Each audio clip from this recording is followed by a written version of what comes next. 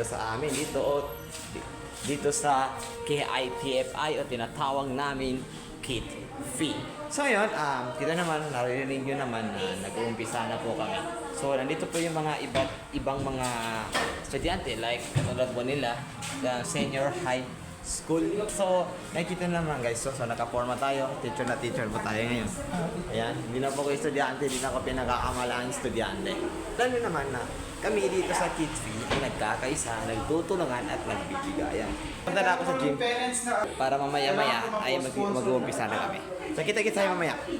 Ayun na nga guys, papunta na ako doon sa gym. Titignan ko kung ano yung magaganap kasi mamaya ako yung mag-beat ng Lupang Hinirang pati Barm Him. Huling pag-beat ko na ito ng school year 2024-2025. So ito po yung ginagawa ng mga kagurawan ng Kids Fee. Anong ginagawa natin? Yan. Ito, may mga pandito. So yan, so ito po yung iba. Nakikita ko dito. So yun, so ito po yung spam po namin. Sa gym na po kami. So, kasama ko po yung mga colors. Ayan. So yung mga ibang mga estudyante is nasa likod. So i-video ko sila para sa inyo.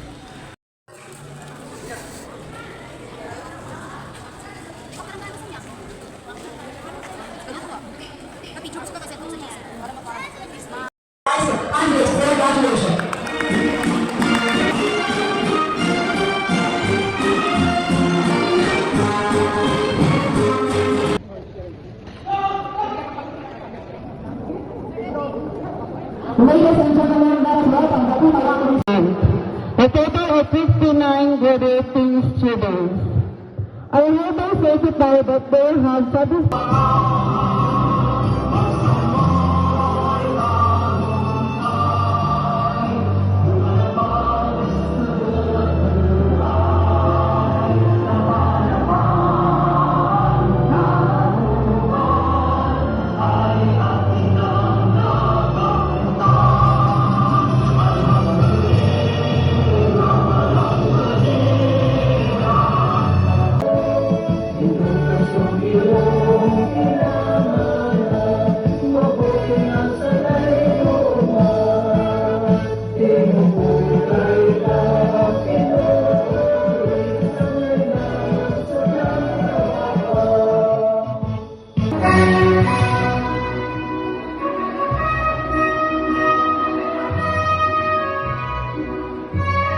Johanny U. Mustafa, grade 10 completers, and I'm honored to have the opportunity to speak today. Attended Dr. Hannah M. Sinsurat, Ma'am. To Assistant Schools Division Superintendent Dr.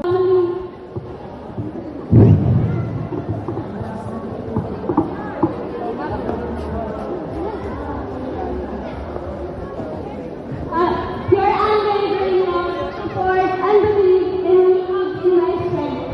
To my friends, I'm so grateful for the memories we've created and for the bond we've shared. Remember the day we sat out together and played. Remember the times we thought that nothing could stand. Oh, tinggal kau, dia kena tinggal.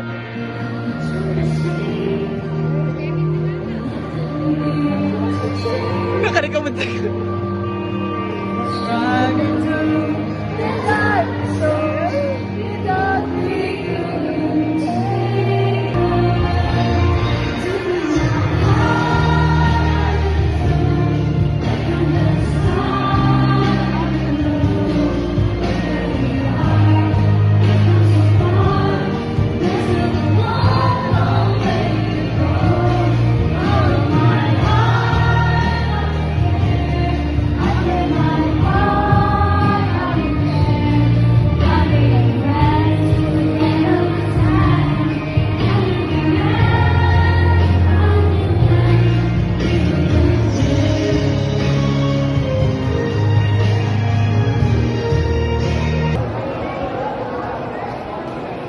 Tiny honor and glory ever,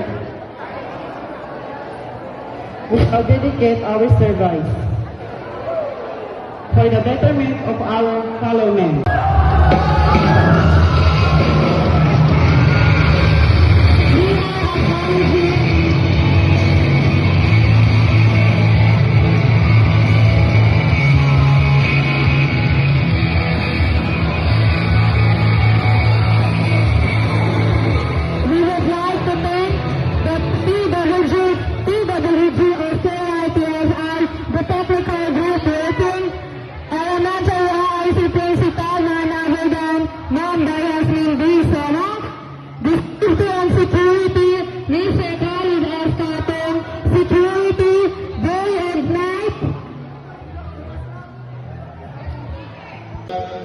Cotabato Institute of Technology Foundation Incorporated, Gymnasium, Certificate of Completion and Diploma.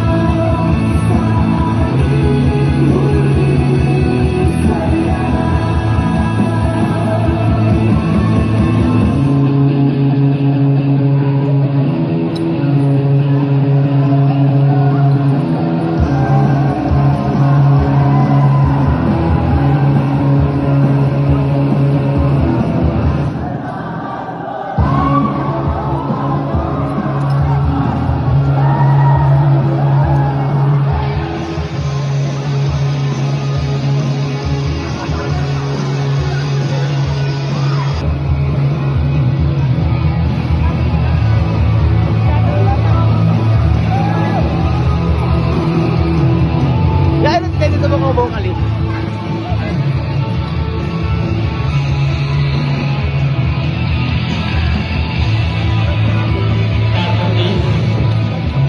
Ito na ang ating